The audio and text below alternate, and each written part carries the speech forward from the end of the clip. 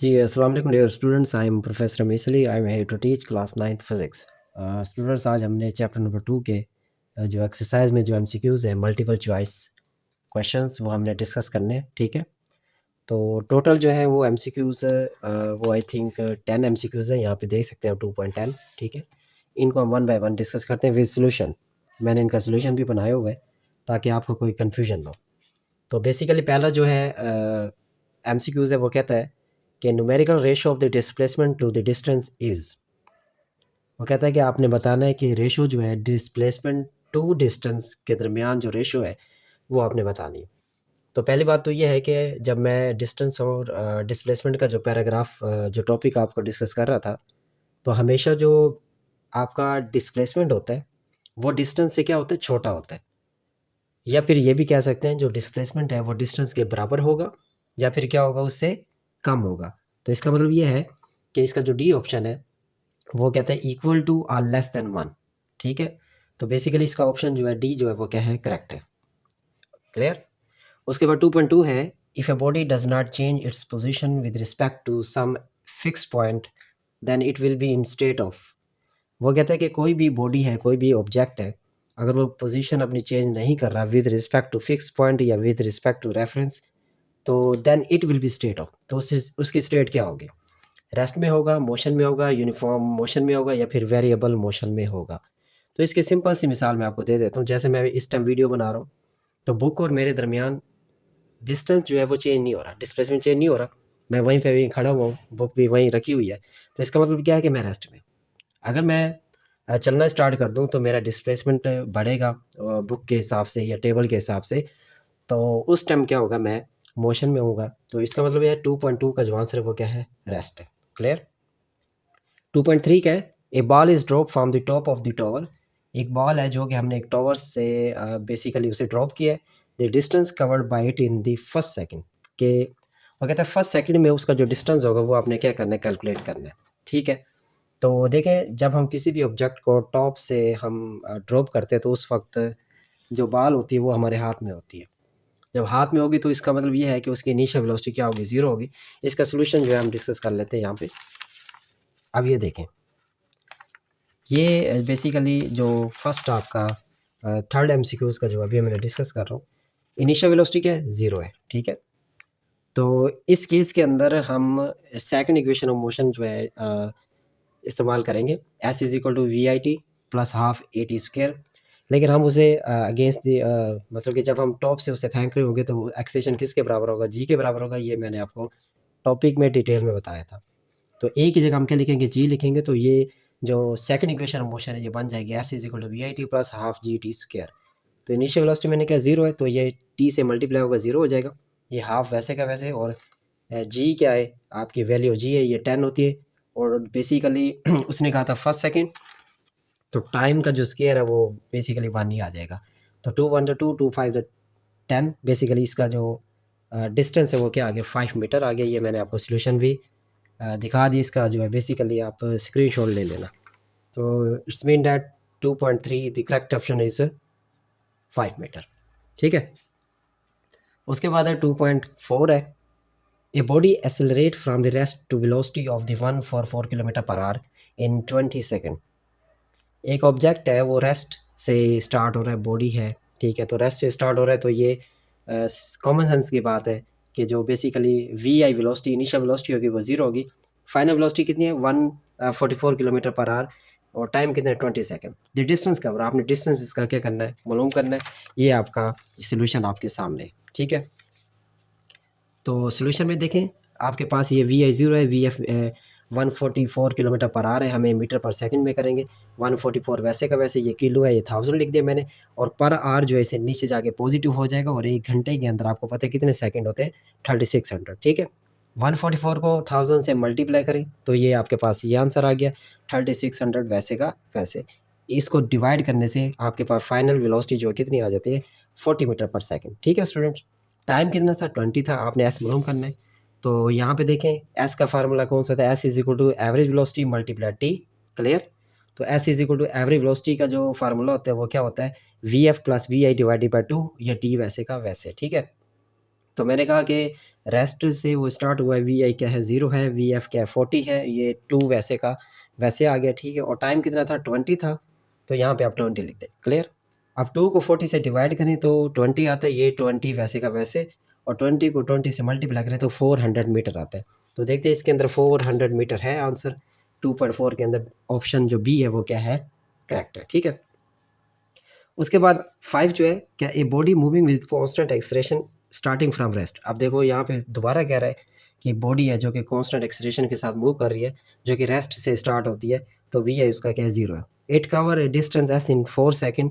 अब वो distance cover करता है 4 सेकेंड में एस, ठीक है। हाउ मच टाइम, कहते हैं कितना टाइम लगेगा जब वो it take to cover 1/4 of the distance, जब वो 1/4 हिस्सा जब कवर करेगा। ये थोड़ा कम्प्लेक्स टाइप का है, लेकिन इसका भी सलूशन जो है हम यहाँ पे सॉल्व कर लेते हैं, ठीक है। तो पहले बेसिकली आपने डिस्टेंस मालूम करना है यहाँ तक 4 सेकंड में, लेकिन फिर वो कहता है आप टाइम मालूम करें,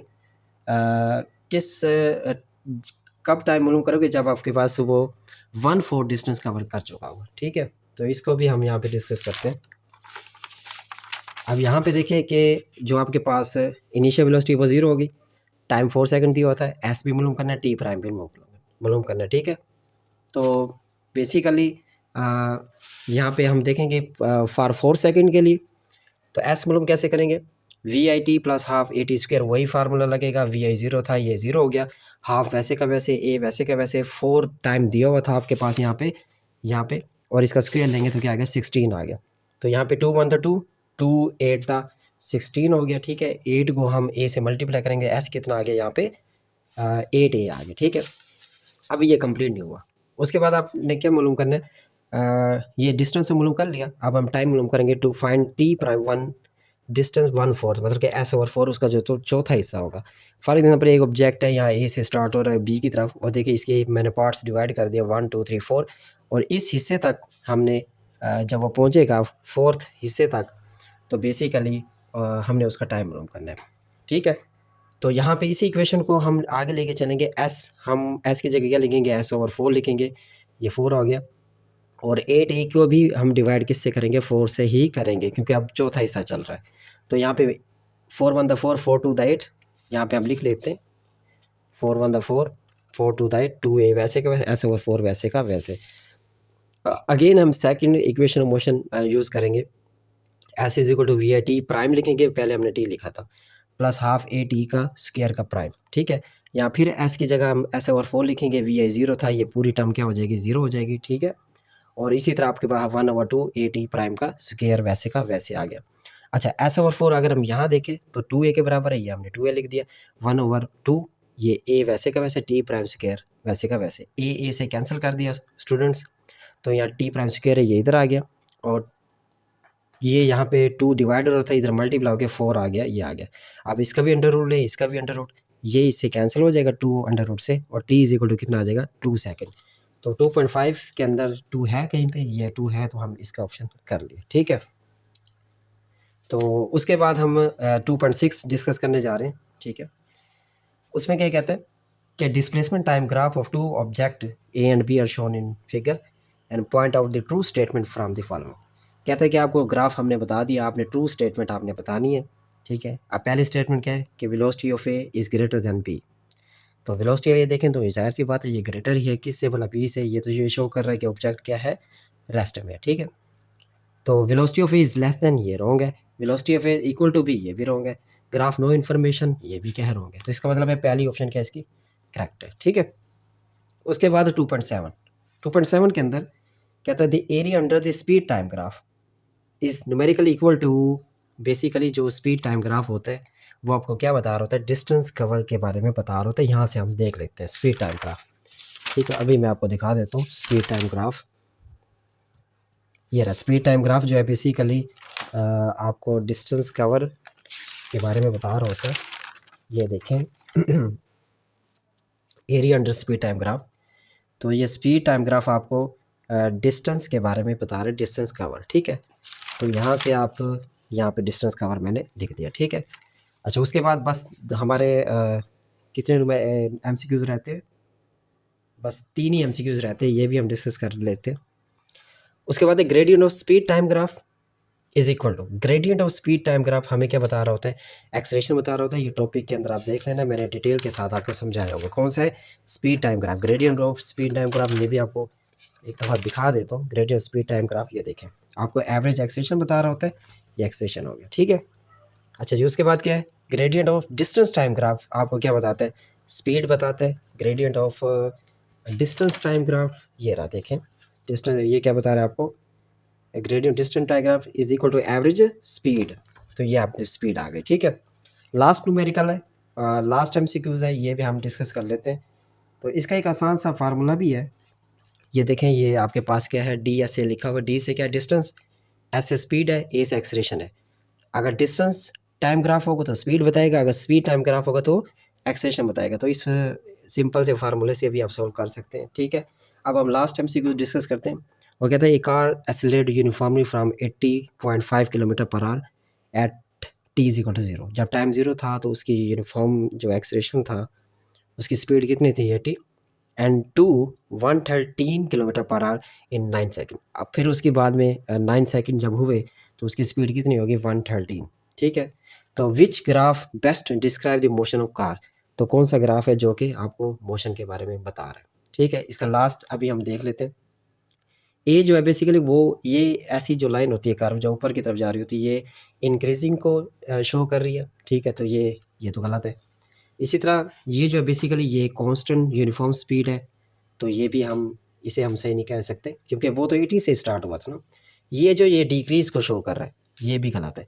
तो ऑप्शन बच जाता है सी, ये करेक्ट है क्योंकि यहाँ पे देखिए ग्राफ अपनी जीरो पोजीशन से ऊपर से स्टार्ट हो रहा है और हम इसे कह सकते हैं 80, तो ऑप्शन सी क्या है, ये करेक्ट है, ठीक है स्टूडेंट्स। तो उम्मीद है आपको ये समझ आ गए होंगे, आपने ये वीडियो देखनी अच्छे से विद सोल्यूशन। कोई बात अगर समझ नहीं आती तो आप मुझसे कमेंट्स में पूछ सकते हैं। अपना ख्याल रखिएगा, अल्लाह हाफिज़।